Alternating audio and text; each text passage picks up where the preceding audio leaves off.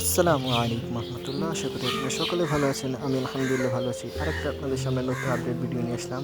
আজকে ভিডিও শুরু করলাম জনকে দিয়ে। এই দেখেন বসে রয়েছে জন আর জনের জোড়াটা। আর এই দেখেন এখানে মুরগিগুলো বেশি ডাকাডাকি করতেছে, কারণ খাবারের সময় হয়ে গেছে তো।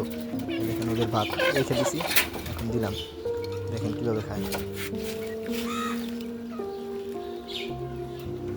অনেক দ্রুত খায় ফেলে। দেখেন, আর এই দেখেন মুরগির বাচ্চাগুলো দুইটাকে পানি দিছি, পানি খাইতেছে কীভাবে। তাই ছোটো কৌটাতে দিছি, কারণ এখন ছোটো তো বেশি পানি লাগে না, এটার জন্য পানি দিয়েও রাখি না, কারণ সব ভিজা ফেলাইলে পুরো ঠান্ডা লেগে যাবে, এটার জন্য দিয়ে রাখি না।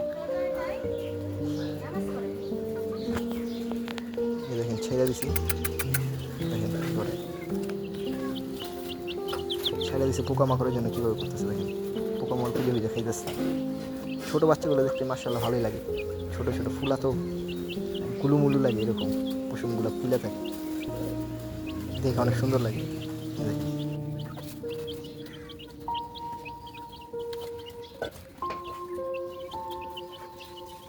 আর এখানে ছোটোগুলোর ছাড়াইছে, আর বড়গুলো দেখেন এই বাচ্চাগুলোর দিকে কেমন করতে চাইতেছে, বাইরেতে যেতেছে।